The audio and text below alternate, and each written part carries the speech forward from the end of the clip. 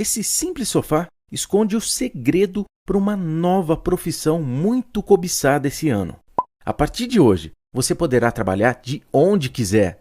Vai começar podendo ganhar pelo menos R$ 1.000 logo no primeiro mês. E tudo isso com 2 horas por dia. Está nas suas mãos a oportunidade que você tanto buscava para trabalhar de casa e ganhar um bom dinheiro. Não, mas eu vou pro outro lado. Eu vou pegar um gancho no teu raciocínio e vou falar de governança. Por exemplo, você tem um conjunto de jogadores de 19 e 20 anos. Você tem, eventualmente, empresários afoitos, deslumbrados. E você tem também, eventualmente, a sedução do mercado internacional. Você tem algum tipo de instrumento de governança que consiga preservar, por exemplo, porque dependendo como o cara sai do time, ele destrói a carreira dele, porque ele vai chegar lá no mercado internacional sem nenhum tipo de estrutura. Você tem como é que você gere isso com a molecada?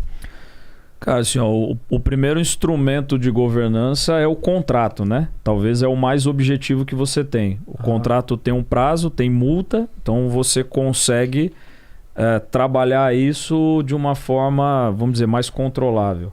Então, cara, o atleta tem um contrato de mais 4 anos. Isso te dá uma condição numa eventual negociação, que é o exemplo que você está colocando. Cara, o atleta tem contrato de mais 1 ano. Isso te coloca numa condição de muito mais fragilidade para uma eventual negociação, porque daqui 6 meses ele assina pré-contrato, daqui 1 ano ele está livre. Então essa gestão de contratos é o primeiro ponto de governança que é fundamental. Você tem que estar atento, antecipar as renovações. Então a gente vê constantemente atletas jovens sobem para o profissional, tem sucesso e já o cara está ficando livre. Cara, isso não acontece no mundo nosso. O cara antes de subir para o profissional ele vai renovar o contrato por um prazo maior, mesmo que a gente erre. Mas você precisa gerar segurança jurídica. E aí o outro aspecto é no dia a dia construir isso com o atleta em termos de informação, de orientação, de entendimento. E uma coisa que tem funcionado bem com os agentes, eu tenho tentado estabelecer ciclo. Porque eu acho que o atleta tem que entregar desportivamente primeiro para depois entregar economicamente. Então vamos usar o Claudinho como exemplo. Um cara que está 4 anos com a gente, campeão da Série B, além da história dele anterior com o Red Bull Brasil, né? Campeão da Série B, melhor jogador da Série B, vem para a Série A, ajuda a equipe a classificar para a Sul-Americana, ganha todos os prêmios que a Série A podia proporcionar para um atleta individualmente. Seleção olímpica, 24 anos de idade. Cara, beleza, esse cara não tem mais capacidade mental para ficar no Red Bull Bragantino. Porque ele fala, o que mais eu preciso fazer aqui? Cumpriu o ciclo dele, né? Ele precisa dar o próximo passo. Então, aí vou dar um exemplo. Hoje nós assinamos, trouxemos o Praxedes, tem 19 anos. Então, ele precisa entregar desportivamente 2, 3 temporadas. Quando ele estiver aí com 21, 22, provavelmente é o melhor momento para ele também para fazer a transferência. Porque o que tem acontecido nos últimos anos são atletas saindo muito cedo, sem ter se desenvolvido como pessoa e como atleta, e esses talentos estão morrendo por aí em clubes pequenos da Europa.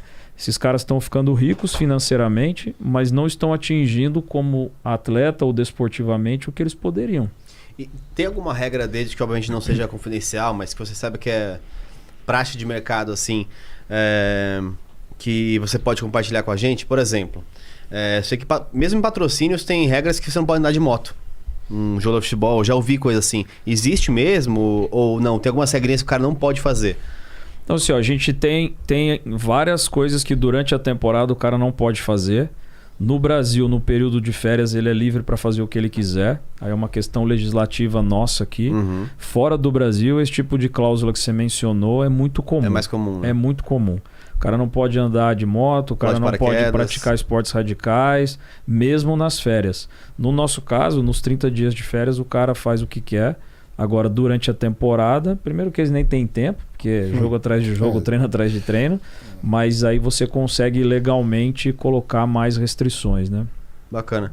E aproveitando mais uma dúvida que eu tenho, que aí é mais o mundo gamer. Talvez você não saiba a resposta, mas enfim, eu adoraria perguntar.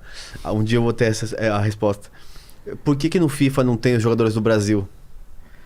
Porque a EA tomou um processo gigantesco alguns anos atrás e aí ela decidiu não correr mais o risco.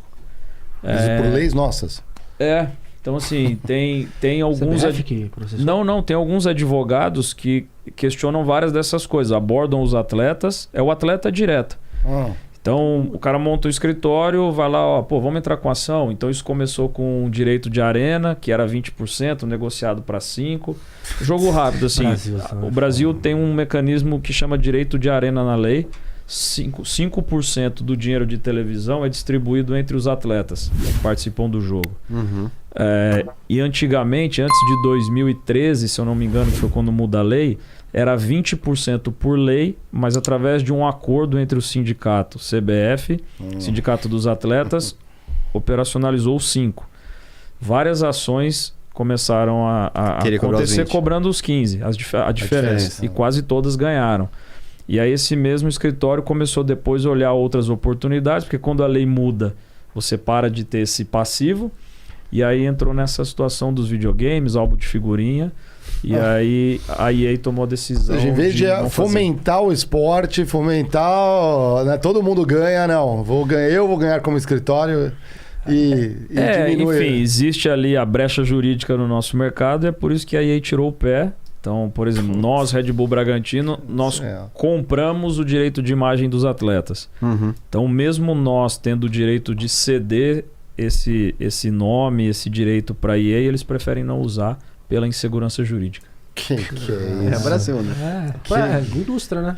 Indústria judicial. Por isso que a gente foi jogando com Enaldinho. É verdade, né?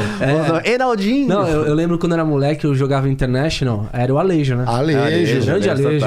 Salve Alejo. O nosso personagem virtual.